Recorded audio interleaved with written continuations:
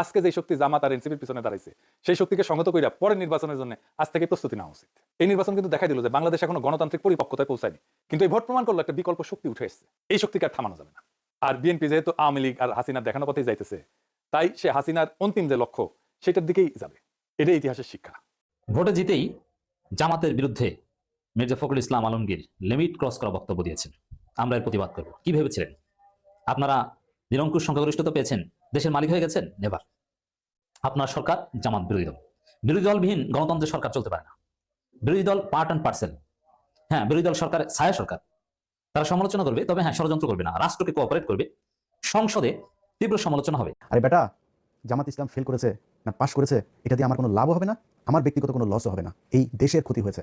চোর, বাটপার, দুর্নীতিবাজ এরা যদি দেশ চালায় সেই দেশ কোনোদিন ভালো চলবে না। অনেক মানুষই অনেকেই বলে যে ভাই আপনি সরাসরি কেন বিএনপির বিরুদ্ধে হঠাৎ করে গেলেন, আপনি তো বিএনপির লোকই ছিলেন। ভাই আমি আওয়ামী লীগের সময় আপনাদেরকে একটা জিনিস বলেছি, আমার কিন্তু ভাই দুর্নীতি নিয়ে কোনো সমস্যা না।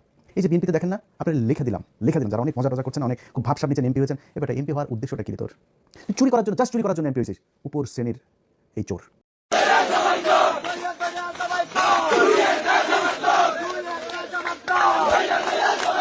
জামাত ইসলামের সেই মগবাজার অফিস ফাঁকা, কেউ নাই সেখানে। জামাত ইসলামের কি কিছু ভুল ছিল? কিছু সিদ্ধান্তের ভুল ছিল?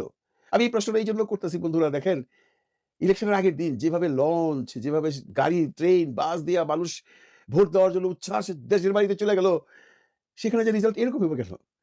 আমি এই জন্য বলতে ভার্চুয়াল ভিডিওটা খোলার পরে যেখানে জামাতের জয় জয়কার, সেখানে রেজাল্ট এমন হবে কেন? ভাবনা চিন্তা রাজনীতি যাই কিছু করেন না কেন, আপনারা এবার সংসদে যায় করেন। আল্লাহ রসুলের দোহাই, রাস্তাঘাট জাম কইরা কেউ কোনো প্রতিবাদ আন্দোলন করেন না, টোটালটা নিষিদ্ধ করে দেন রাস্তাঘাট। তারপর আপনারা রাজনীতিবিদরা ওই সংসদে যান, আমরা ভোট দিয়ে দিছি, ওই সংসদে যায় সত্য মিথ্যা লড়াই যা কিছু করার ওইখানে করেন। ওইখানে সমস্ত ক্যামেরা সেট করে দেওয়া হবে, আমাদের হাতে মোবাইল আছে, টিভি আছে, আমরা দেখুন। রাস্তায় আপনাদের দেখতে চাই না। আসসালামু আলাইকুম। আজকের গুরুত্বপূর্ণ সংবাদে আপনাদের স্বাগতম। ভিডিওর শুরুতেই বুঝতে পেরেছেন আজকের বিষয়টি অত্যন্ত গুরুত্বপূর্ণ ও সময়োপযোগী, তাই অনুরোধ থাকবে ভিডিওটি না টেনে শুরু থেকে শেষ পর্যন্ত মনোযোগ সহকারে দেখবেন। যারা এখনো আমাদের চ্যানেলটি সাবস্ক্রাইব করেননি তারা সাবস্ক্রাইব করে পাশে থাকা বেল আইকনটি অন করে রাখুন, যেন সবার আগে সর্বশেষ ও নির্ভরযোগ্য সংবাদ পেয়ে যান। যারা ইতিমধ্যেই আমাদের চ্যানেলটি সাবস্ক্রাইব করেছেন তাদেরকে অসংখ্য ধন্যবাদ। চলুন কথা না বাড়িয়ে ভিডিওটা একটি লাইক দিয়ে ভিডিওর মূল বিস্তারিত অংশ দেখে আসি। আসসালামু আলাইকুম। নির্বাচন হয়ে গেল, নির্বাচনে সব দলই ছিল, আওয়ামী লীগও ছিল, আমরা দেখতে পাই নাই। আওয়ামী লীগ ছিল গুপ্ত, আর এই গুপ্ত ভোটেই বিএনপি জয় জয়কার, অনেক আসন পাইছে, তারাই সরকার গঠন করবে। আমাদের নেক্সট প্রধানমন্ত্রী তারেক রহমান। জামাত ইসলাম থেকে কি রিয়াকশন? তেমন কোনো রিয়াকশন এখনো দেয়নি।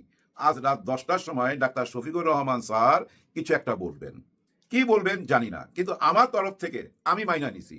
এখন অনেক প্রশ্নই আনা যায়, ভাই নিজের পক্ষে যুক্তি দাঁড় করাইতে চাইলে আপনি অনেক যুক্তি দাঁড় করাইতে পারবেন। দুনিয়ার সমস্ত যুক্তি তর্ক আমার নিজের জন্য বা আমার নিজের পক্ষের মানুষের জন্য।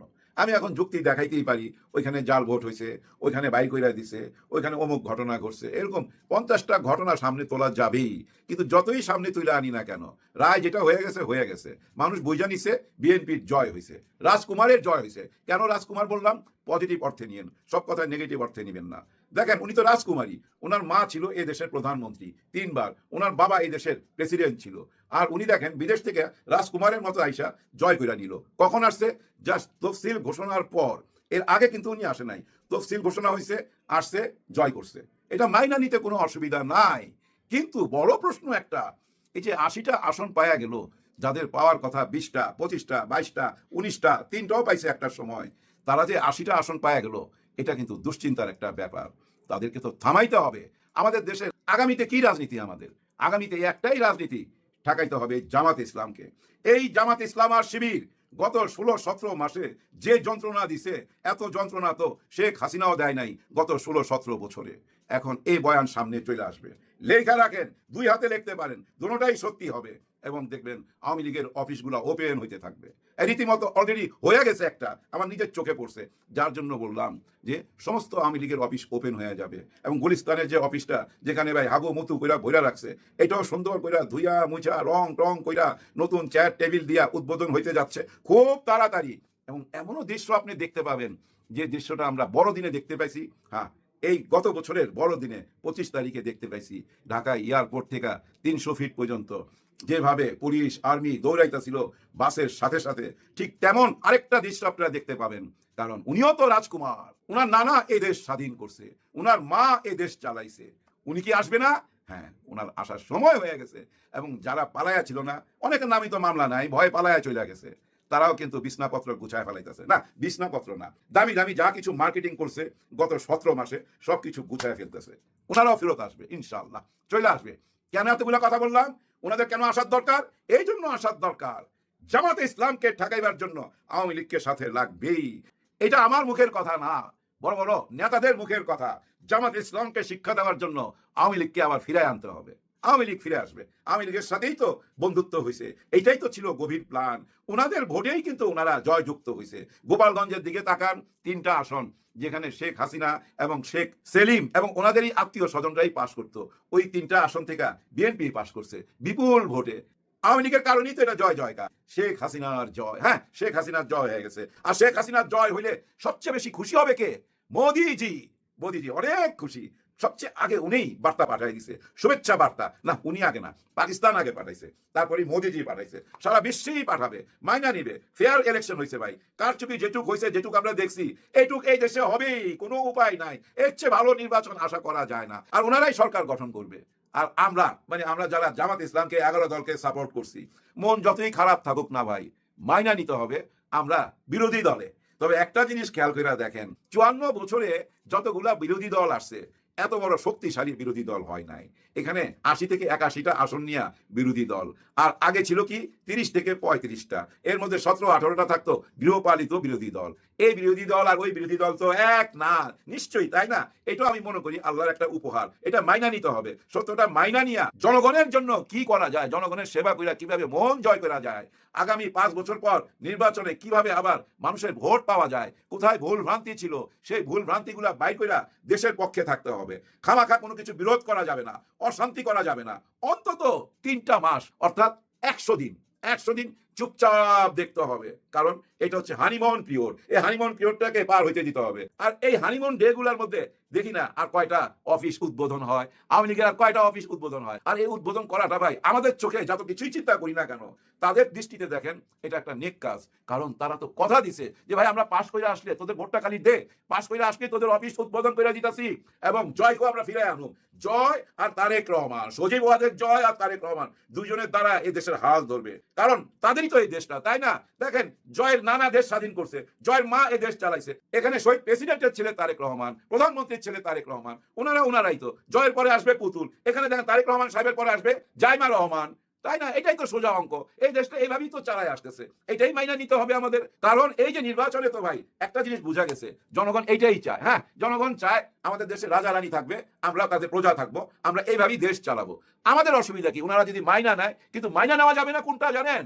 ওই যে আরেকজন আইসা যখন দুইজনে মিলা আবার ওই বয়ান তৈরি করবে, এরা রাজাকার আলবদর, এদের এই দেশে থাকার কোনো অধিকার নাই, এরা উগ্রবাদী, এরাই জঙ্গি, যেভাবে আগে বলতো ঠিক ওই একই বয়ান যদি আবার সামনে তুইলা ধরে, আমার মনে হয় ভুল রাজনীতি হয়ে যাবে। ভুল রাজনীতি, যে রাজনীতিটা শেখ হাসিনা করছিল, যে ভুলটা শেখ হাসিনা করছিল, ওই একই ভুল পথে হাইটেন না, ওই বিভাজনটা আইনেন না, 71-এর কার্ডটা ছিঁড়া ফিরা ফেলায় দেন, সবাইকে মিলা একসাথে নিয়ে দেশটা পরিচালনা করেন। আর ওই যে রাজপুত্রকে মানে সজীব ওয়াজেদ জয়কে কবে আনা হবে ওই ডেটটাও জানাবেন। হ্যাঁ, আমরা আনন্দ করতে চাই, মিছিল করতে চাই, ওই দিন আমি মিছিলে যাবো ভাই, ঢোল পিটাবো, ঢোল বাজাবো। কারণ কি জানেন? মাইনাই নেবো, আমরা তো প্রজা, ওনারা রাজা, অসুবিধা কি মাইনা নিতে? আমরা ওই প্রাক ঐতিহাসিক যুগেই তো আছি, যে যুগে কৃতদাস বিক্রি করা হইতো, মানুষ বিক্রি হইতো, ওই আমলেই তো আছি, এখনো মানুষ বিক্রি হয়। হ্যাঁ ভাই, এখনো মানুষ বিক্রি হয়। আর এই কেনা বেচার মধ্যে তারাই রাজা, যাদের কাছে টাকা থাকে, টাকা। এই ধনী গরিবের খেলা কিয়ামত পর্যন্ত থাকবে ভাই, কিয়ামত পর্যন্ত। আল কোরআনে আছে না, জাকাত দিতে হবে। জাকাতটা আপনি কাকে দিবেন? একজন গরিব মানুষকে তো দিবেন, তাহলে জাকাত নেওয়ার লোক থাকতে হবে। তো কোরআনে যাহা লেখা আছে তাহা তো কিয়ামত পর্যন্ত সত্য। তাহলে জাকাত নেওয়ার লোক থাকতে হবে, ওই গরিব থাকতে হবে। গরিব থাকবে, ধনীরাও থাকবে, ধনীরা কিনা নিতে পারবে গরিবকে। কারণ কি জানেন? ওই যে পাপি পেট, এই পেটের জন্য বিক্রি হয়ে যেতে হয় অনেক সময়। যাই হোক, এত দুঃখের কথা বলে লাভ নাই, নতুন করে ভাবতে হবে। সংসদে যায় ভাবনা চিন্তা রাজনীতি যাই কিছু করেন না কেন, আপনারা এবার সংসদে যায় করেন। আল্লাহ রসুলের দোহাই, রাস্তাঘাট জাম কইরা কেউ কোনো প্রতিবাদ আন্দোলন করেন না, টোটালটা নিষিদ্ধ করে দেন রাস্তাঘাট। তারপরে আপনারা রাজনীতিবিদরা ওই সংসদে যান, আমরা ভোট দিয়ে দিছি, ওই সংসদে যায় সত্য মিথ্যা লড়াই যা কিছু করার ওইখানে করেন। ওইখানে সমস্ত ক্যামেরা সেট করে দেওয়া হবে, আমাদের হাতে মোবাইল আছে, টিভি আছে, আমরা দেখুন। রাস্তায় আপনাদের দেখতে চাই না, দোহাই লাগে আপনাদের, কেউ রাস্তায় আসবেন না, রাস্তা দখল করবেন না। রাস্তা দখল করে যে ভোগান্তিটা দেন সাধারণ মানুষকে, মানুষের যে অভিশাপটা নেন, ওই অভিশাপের কারণেই এই দেশটার উন্নতি হচ্ছে না। কত মানুষ মারা গেছে অ্যাম্বুলেন্সের মধ্যে আপনাদের এই রাজনীতি করতে গিয়া, রাস্তা জাম করতে গিয়া। সাবধান, কেউ রাস্তায় নামবেন না, ওই সংসদে যান। আসসালামু আলাইকুম। স্বপ্ন দেখছিলাম, আপনারা স্বপ্ন দেখছিলেন।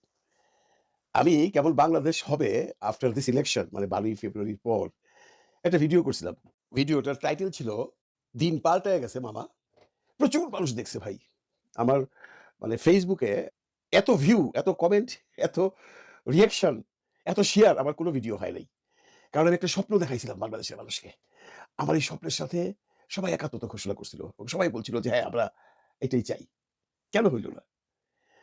এখন অনেকেই বলতেছে যে নির্বাচনে মেটিকুলাস ডিজাইন হয়েছে, ডিপ স্টেট আসছে, ডিপ স্টেট এসা ইচ্ছা করে বিএনপি কেমন জায়গায় দিয়ে গেছে। এই সমস্ত আলোচনা যায় লাভ নাই। নির্বাচন শেষ, রেজাল্ট জামাত ইসলাম ৭৪, বিএনপি ২১৩। এটা মাইনে নিতে হবে। এটা মাইনে নিছে, এটা জামাত ইসলাম মাইনে নিছে। এখন জামাত ইসলাম কেন মাইনে নিছে বা জামাত ইসলাম কি করবে এমন কোনো কথা বলে নাই। শুধু এটা বলছে যে আমরা আন্দোলনে যাবো। কিসের আন্দোলনে যাবে, কবে আন্দোলনে যাবে, কি নিয়ে আন্দোলনে যাবে সেগুলো পরিষ্কার করে নাই। এবং আজকে একটা পত্রিকায় দেখলাম যে জামাত ইসলামের সেই মগবাজার অফিস ফাঁকা, কেউ নাই সেখানে। জামাত ইসলামের কি কিছু ভুল ছিল? কিছু সিদ্ধান্তের ভুল ছিল? আমি এই প্রশ্নটা এই জন্য করতেছি বন্ধুরা, দেখেন ইলেকশনের আগের দিন যেভাবে লঞ্চ, যেভাবে গাড়ি, ট্রেন, বাস দিয়া মানুষ ভোট দেওয়ার জন্য উচ্ছ্বাস দেশের বাড়িতে চলে গেল, সেখানে যে রেজাল্ট এরকম হবে কেন? আমি এই জন্য বলতেছি ভার্চুয়াল ভিডিওটা খোলার পরে যেখানে জামাতের জয় জয়কার, সেখানে রেজাল্ট এমন হবে কেন? আমি এই জন্য বলতেছি বাংলাদেশের যার সাথেই কথা বলছি, যে কোনো প্রত্যন্ত অঞ্চলেই কথা বলছি, সবাই বলছে যে দেখলাম তো বিএনপিকে, দেখলাম তো আওয়ামী লীগকে, এবার দেখি না জামায়াতকে। তাহলে রেজাল্ট এমন হইল কেন? রেজাল্ট কি আসলেও আমাদের জনগণের হাতে ছিল, না রেজাল্ট অন্য কারো হাতে ছিল? আমরা যদি পাকিস্তানের দিকে তাকাই, পাকিস্তানে কিন্তু সেম ঘটনাটা হয়েছিল। ইমরান খান যখন ইলেকশন করতেছিল, সে দেশের আর্মি চায় নাই সে পাশ করুক। কি করলো আপনাদের মনে আছে? যারা দেখেন নাই তারা পুরোনো ভিডিওগুলো দেখে নিতে পারেন। প্রথম দিকে পুরো মিডিয়াতে খবর আসতে লাগলো ইমরান খানের দল বিপুল ভোটে এগিয়ে আছে, বিপুল ভোটে এগিয়ে আছে, বেশ ভালোভাবে এগিয়ে আছে এবং কনফার্ম সে সরকার গঠন করবে। ঠিক তখনই সেখানকার যে আর্মি প্রধান আসিফ মনির সাহেব খেলা খেলে দিল।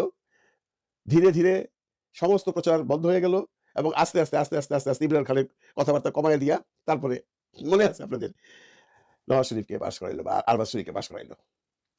বাংলাদেশে কিরকম হয়েছে? অনেকেই বলতেছে না নির্বাচন ফেয়ার হয় নাই। কারণ অনেকেই বলতেছে এমন কথা যে প্রথম দিকে দেখলাম বেশ কয়েকটা সিটে, যেমন পাটুরির কথাই ধরেন, এরকম আরো ২-৩টা সিটে দেখলাম আগে আছে, পরে দেখলাম আস্তে আস্তে নাই। আস্তে আস্তে অন্য প্রার্থী মানে বিএনপির প্রার্থী পাস করে গেল। এরকম ঘটনা ঘটছে। সিল মারার ব্যাপার দেখছি আমরা, বিভিন্ন রকম সিল মারার সিট বিভিন্ন জায়গায় আসছে, কোনটা সত্য কোনটা মিথ্যা আমি জানি না। তবে সবচেয়ে বড় প্রশ্ন এসে দাঁড়াইছে যে ভোর পর্যন্ত, সারাদিনের পরে ভোর পরের দিন ১৩ তারিখ ভোর পর্যন্ত কেন সরকার বললো না বা নির্বাচন কমিশন বললো না কত % ভোট পড়ছে? একটা ডিজাইন হয়েছে। তবে আমি শুধু ডিজাইনকেই বলবো না, জনগণ কি সেভাবে ভোট দিতে পারছে বা দিছে? এই যে জামাতের ঢল, জামাতের লক্ষ কোটি মানুষ গ্রামেগঞ্জে যেতেছে ফুর্তি করতে করতে দাঁড়িয়ে পাল্লায় ভোট দেবো, তারা কি ভোটগুলো দিতে পারছে? এখানে আরেকটা প্রশ্ন এসে দাঁড়াইছে, আওয়ামী লীগ কি ভোট দিছে? হ্যাঁ, আমার বিশ্বাস আওয়ামী লীগের ওরা ভোট দিছে। যেটা বলা হয়েছিল যে আওয়ামী লীগের কেউ ভোট কেন্দ্রে যাবে না, এরকম নাকি ক্যান্ডিডেট থেকে ডিসিশন আসছে, সেটা বোধহয় ঠিক না। কারণ আপনারা যেভাবেই বুঝান ৬০% ভোট যদি দেওয়া হয়ে থাকে তাহলে আওয়ামী লীগের লোকজন দিছে এবং এমনও শোনা যাচ্ছে যে আওয়ামী লীগের লোকজন বিএনপিকেই ভোট দিছে। হইতে পারে, কারণ বিএনপি এবং আওয়ামী লীগ এবং ইন্ডিয়া এর মধ্যে একটা সখ্যতা হয়েছে, এটা আমরা আগের থেকেই জানি। সেই জন্য আওয়ামী লীগের ভোটগুলো বিএনপি পাইছে। তো জামাতের ভোট বা জামাতের সংখ্যা এমন হইল কেন? মামুনুল হক সাহেব কেন পাশ করলো না? পাটোয়ারি কেন পাশ করলো না? গোলাম পারভেজ সাহেব কেন পাশ করলো না? আপনারা কি মনে করেন মামুনুল হকের চেয়ে ববি হাজ্জাজ খুব বেশি পরিচিত, খুব বেশি একটা ভালো মানুষ? ববি হাজ্জাজকে তো এই এলাকার লোকজন অনেকে চিনেই না, দেখেই নাই। ববি হাজ্জাজকে কয়জন চিনে? ববি হাজ্জাজ যে জায়গায় থাকে সেই জায়গায় সাধারণ কোনো উচ্চবিত্ত মানুষও যেতে পারে না। সাধারণ মানুষ কোথেকে চিনবে? অথচ মামুনুল হক এই মোহাম্মদপুর এলাকায় চষে বেড়াইছে। তার নিজস্ব মাদ্রাসা আছে ওইখানে, কত স্টুডেন্ট ওইখানে পড়ে।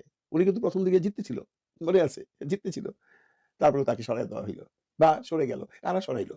ডক্টর ইউনূস, ওয়াকরুজ্জামান, নির্বাচন কমিশন। জানি না।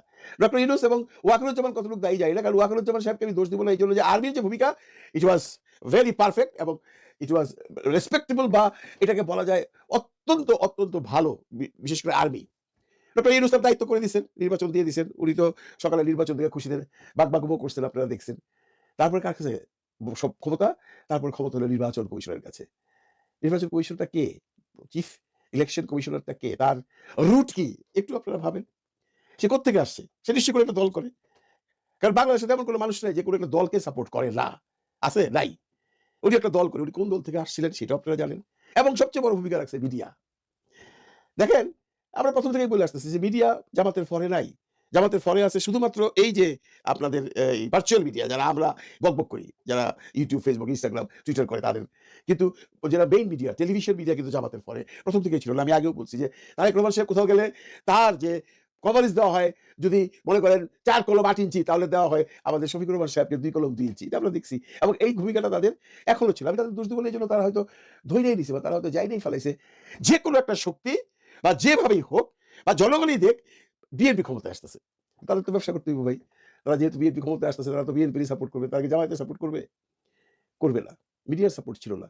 তো জামাতের হারবার পিছনে যে বড় বড় কারণগুলা, তার মধ্যে তাদের নিজস্ব কিছু নেতাকর্মীরা আছেন যারা শুধুমাত্র নেতাই হয়েছেন, নেতৃত্ব সুলভ স্বভাবটা তারা দেখাইতে পারতেছে না। যেখানে বিএনপির বড় বড় নেতারা বলতেছে যে ঘর থেকে বেরিয়ে অন্য পার্টিরে ভোট দিলে একেবারে বাড়িঘর জ্বালাই দেবো, সেখানে যখন ভোট কেন্দ্রে যে বলা হইতেছে যে এখানে প্রবলেম হয়েছে, এটা এইভাবে হইলো কেন, এটা কেন আগে সিনেমা হলো, কেন ওনাকে এটা করতে দিলেন, তখন ওখানে দেখবেন সাধারণ নেতা কথা বলে, আর যিনি এমপি পদপ্রার্থী উনি টুপি দিয়ে সামনে দাঁড়ায় থাকে, কিচ্ছু বলে না।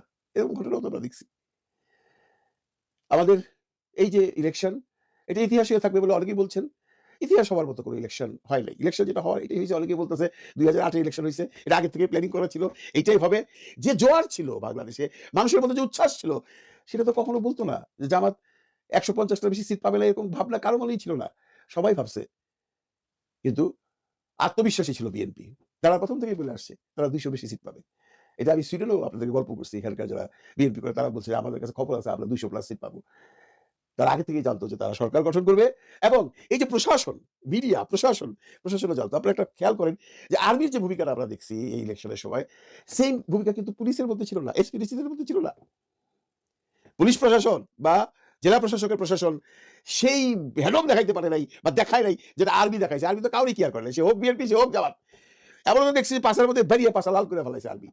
খেয়াল করে না এটা কোন দলের, কারণ তারা কেয়ার করবার দরকার নাই। কিন্তু এই যে পুলিশ অফিসার যে আছেন, এসপি সাহেব যে আছেন, ডিসি সাহেব যে আছেন, এডিসি যে আছেন, ওসি যে আছেন, তারা কিন্তু খেয়াল করে, তারা কিন্তু খেয়াল রাখে যে আমি কার বিরুদ্ধে লাঠি তুলবো, কার বিরুদ্ধে প্রতিবাদ করব, কারণ কারা আসছে সরকারে। সুতরাং তারা বেশ সাবধানী ছিল। এটাও তাদের একটা খেলা। এখন কি হবে? একটা শ্রেণীর মানুষ যারা একটু দরিদ্র, তারা 2,500 টাকা করে ফ্যামিলি কার্ড পাবেন, কৃষকরা পাবেন কৃষি কার্ড। তারপর এই যে যা চলছিল বাংলাদেশে এতদিন, লুটপাট, জমি দখল, এগুলো থাকবে? এগুলো হবে আবার? কি মনে হয় আপনাদের? এগুলো বন্ধ হয়ে যাবে? তারেক রহমান সাহেব চাচ্ছেন এগুলো বন্ধ হোক। তাহলে অনেকেই প্রশ্ন করতে পারেন, তাহলে উনি আসার পর কেন বন্ধ হলো না? কেন খুন খারাপি বন্ধ হলো না? কেন লুটপাট বন্ধ হলো না? আমার উত্তর হলো সেই সময়টা তার জন্য ছিল বোধহয় একটু কঠিন। এখন যদি তারেক রহমান সাহেব শক্ত না হন, এখন যদি বাংলাদেশের চাঁদাবাজি, লুটতরাজ সেই আগের মতো হয়, তাহলে আপনারা মোটামুটি ধরেই নিতে পারেন বিএনপি সরকার গঠন করেছে, 5 বছর থাকতে পারবে কিনা সন্দেহ আছে। কারণ বাংলাদেশের মানুষ সংগ্রাম করতে করতে এমন অবস্থা হয়ে গেছে, রাস্তায় নামতে তারা দ্বিধাবোধ করে না। বাংলাদেশের মানুষ কি চায়? সেটা জামাতি আসুক, সেটা বিএনপি আসুক, সেটা জাতীয় পার্টি আসুক বা আওয়ামী লীগ আসুক, যেই আসুক, কি চায়? চায় শান্তিমতো থাকতে, চায় দুবেলা দুমুঠো ভালো খেতে, ছোট্ট একটু বাসস্থান চায়। খুব একটা উচ্চাভিলাষী নয় তো বাংলাদেশের ম্যাক্সিমাম মানুষ। তাদের কাছে এটা কোনো ম্যাটার করে না যে জামাত ইসলামের আমির সাহেব বাংলাদেশের প্রধানমন্ত্রী না তারেক রহমান প্রধানমন্ত্রী। তারা চায় শান্তি, তারা চায় সুখ। সেই সুখটা যদি তারেক রহমান দিতে পারে, তাহলে তাদের কোনো আপত্তি নেই। কারণ কেউই শফিকুর রহমানের আত্মীয় নয়, কেউই তারেক রহমানের আত্মীয় নয়। এই যে আমি কথা বলছি, আমি শফিকুর রহমান সাহেবকে পছন্দ করি, এখনো করি। কারণ কি? তার ক্রিয়াকর্মের জন্য। তারেক রহমান সাহেব যদি এই সিটে বসে, যে ওই নরম গদিটাতে উনি বসছেন, ওইখানে বসে যদি উনি ঠিক মতো দেশ শাসন করতে পারেন, তাকে আমি ভালোবাসবো। কিন্তু না পারলে তো তাকে ভালোবাসতে পারবো না। আমরা শফিকুর রহমান সাহেবকে বা জামাতকে ভালোবাসতাম এই জন্য, বা ভালোবাসি এই জন্য যে এদের ক্রিয়াকর্ম আমাদেরকে ওদের ভালোবাসার প্রতি আকৃষ্ট করেছে। আপনাদেরটা করেনি। এখন যদি আপনারা করতে পারেন, ভালো মানুষকে যদি 2,500 টাকা করে ফ্যামিলি কার্ডের টাকা দিতে পারেন, কৃষি কার্ড দিতে পারেন, দেশে যদি লুটপাট বন্ধ করতে পারেন, জমি দখল বন্ধ করতে পারেন, হিন্দু, মুসলিম, খ্রিস্টান, বৌদ্ধ সবাইকে নিয়ে একত্রে থাকতে পারেন, থাকুন না ভাই। আমাদের তো কোনো আপত্তি নেই। কিন্তু আপনারা কি সেটা পারবেন? আমি জানি না এই যে আওয়ামী লীগের ভোটাররা এইভাবে সাপোর্ট করলো বিএনপিকে। আমি এটা মোটামুটি বিভিন্ন জায়গা থেকে খবর পেয়েছি বা খবরে দেখেছি যে আওয়ামী লীগের ভোটগুলো বিএনপি পেয়েছে। তারা প্রমিস করেছে তাদেরকে দেখভাল করে রাখবে। তাদেরকে কতটুকু দেখভাল করে রাখবে বা তাদেরকে অতীতে কতটুকু দেখভাল করে রেখেছিল সেটা কিন্তু তারা ভুলে গেছে, তাই না? দেখুন এই যে হিন্দু ভোটার যারা আছেন বাংলাদেশে তারাও যারা শোনা কথা বিএনপিকে ভোট দিয়েছে, যদি দিয়ে থাকে। এখন প্রশ্ন আসছে, আমি এই হিন্দু সম্প্রদায়কে বলছি, আপনারা যে এই আওয়ামী লীগ, বিএনপি তাদেরকে পছন্দ করেন, কেউ আওয়ামী লীগকে, কেউ বিএনপিকে। আচ্ছা বলুন তো আপনাদের জন্য আওয়ামী লীগ কি করেছে? বলুন। এই যে শেখ হাসিনা বলল, যদি বলে থাকে যে আপনারা বিএনপিকে ভোট দিবেন এবং সেভাবে বিএনপিকে ভোট দিয়েছেন, তাহলে একবার একটু বলুন তো আওয়ামী লীগ আপনাদের জন্য কি করেছিল? আমি বিএনপির কথাটা পাশে রাখছি এইজন্য, বিএনপি মাঝখানে বহু বছর ক্ষমতায় ছিল না। আওয়ামী লীগ তো ক্ষমতায় ছিল। কি করেছে আপনাদের জন্য? একটু বলবেন। শেখ হাসিনা তো পুরো বাংলাদেশে 50,000 মসজিদ করেছে। আনুপাতিক হারে যদি 8% হিন্দু থেকে থাকে তাহলে 40টা মন্দির হওয়া উচিত হিন্দুদের পুরো বাংলাদেশে। হয়েছে? দিয়েছে? ফান্ড দিয়েছে? আওয়ামী লীগ দিয়েছে আপনাদের 40টা মন্দিরের ফান্ড? দেয়নি তো। দেয়নি। আওয়ামী লীগ হিন্দুদেরকে বাংলাদেশে ব্যবহার করেছে। আওয়ামী লীগ হিন্দুদেরকে বাংলাদেশে ব্যবহার করেছে, আমি দ্ব্যর্থহীন ভাষায় বলতে চাই। মাইনরিটি পৃথিবীর সব জায়গায় নিষ্পেষিত থাকে। যে আমরা এইসব দেশে আছি, আমরা তো মাইনরিটি, আমরা বাংলাদেশী, আমরা সুইডিশ নই। আমরা কিন্তু সামহাউ কোনোভাবে না কোনোভাবে নিষ্পেষিত। মাইনরিটিরা নিষ্পেষিত থাকে। আওয়ামী লীগও মাইনরিটি হিসাবে হিন্দুদেরকে নিষ্পেষিত করেছে। কোনোদিন কোনো হিন্দুদের জন্য 40টা মন্দিরের টাকা দেয়নি আওয়ামী লীগ। এখন দেখা যাক বিএনপি দেয় কিনা। তো শুধুমাত্র দল কানা হলে চলবে না যে আপনি হিন্দু বলে আওয়ামী লীগ আপনার জন্য অনেক কিছু করবে। আওয়ামী লীগ কিচ্ছু করেনি আপনাদের জন্য। কিচ্ছু করে নাই। খালি ভোট নিয়েছে আপনাদের কাছ থেকে। কি শান্তিতে ছিলেন আওয়ামী লীগের সময়? আওয়ামী লীগের সময় মন্দির ভাঙ্গা হয় নাই? আর এই জামাত আপনাদের এই আগস্ট মাসের আন্দোলনের পরে মন্দির রক্ষা করে নাই? করছে তো। দিলেন না ভোট তাদেরকে। না দেন।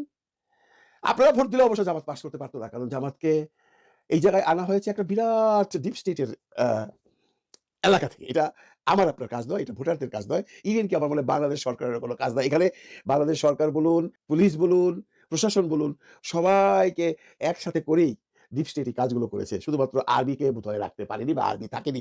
সরকার যে ছিল তার কিছু ছোট্ট প্রমাণ দিয়ে আমি শেষ করছি। এই লাস্টে যাবার আগে এই এয়ারক্রাফট মানে ক্রয় করবার ব্যাপারে, বিমান ক্রয় করবার ব্যাপারে এগ্রিমেন্টের কি দরকার ছিল আমেরিকার ইউনূস সাহেবের? একটু হিসাব মিলিয়ে দেখুন। আর কদিন উনি আছেন? হঠাৎ করে আরো 2% শুল্ক কেন আমেরিকা কমিয়ে দিল? কতগুলো কন্ট্রাক্ট আমেরিকার সাথে ইউনূস স্যার করে গেছেন জাস্ট 2 দিন আগে। এগুলো একটু মাথায় রাখবেন। এগুলো কেন করা হয়েছে এবং এগুলো করার পিছনে এই যে ইলেকশনটা হলো এর কোনো সম্পর্ক আছে কিনা যদি আপনারা হিসাব মিলান পেয়ে যাবেন। তবে সব কথা শেষ কথা হলো যে ইলেকশন শেষ। বিএনপি সংখ্যাগরিষ্ঠতা দিয়ে, বিপুল সংখ্যাগরিষ্ঠতা দিয়ে সরকার গঠন করছে। করুক, আমরা চাই। এখন দেশটা ভালোভাবে চলুক। আমরা যে স্বপ্নগুলো দেখেছিলাম জামাতকে নিয়ে সেই স্বপ্নগুলো বিএনপি পূরণ করুক। আমাদের কোনো আপত্তি নেই। আমি তো আগেও বলেছি আমাদের কারোর সাথে কোনো শত্রুতা নেই, আমাদের কারোর সাথে কোনো বন্ধুত্ব নেই। আপনারা আপনাদের ক্রিয়াকর্মের উপর আপনাদের প্রতি ভালোবাসা, আপনাদের প্রতি আকর্ষিত হব, সেটা হবে আপনাদের ক্রিয়াকর্মের উপর। আমরা বা কেউ জোর করে কাউকে ভালোবাসা আদায় করতে পারে না। আমরা আপনাদেরকে ভালোবাসবো আপনাদের কর্ম দেখে। সেই ধরনের কাজ করুন। অবভিয়াসলি ভালোবাসবে পুরো বাংলাদেশের মানুষ। এবং পরবর্তী 5 বছর পর যখন ইলেকশন হবে আপনারা আবার ক্ষমতায় থাকবেন। এতক্ষণ মনোযোগ সহকারে ভিডিওটি দেখার জন্য অসংখ্য ধন্যবাদ। ভিডিও সম্পর্কে আপনার কোনো মতামত থাকলে অবশ্যই কমেন্ট সেকশনে জানাবেন। যারা এখনো আমাদের চ্যানেলটি সাবস্ক্রাইব করেননি তারা চ্যানেলটি সাবস্ক্রাইব করে পাশে থাকা বেল আইকনটি অন করে রাখুন, যেন সবার আগে সর্বশেষ সংবাদ পেয়ে যান। দর্শক ভালো থাকুন, সুস্থ থাকুন, আল্লাহ হাফেজ।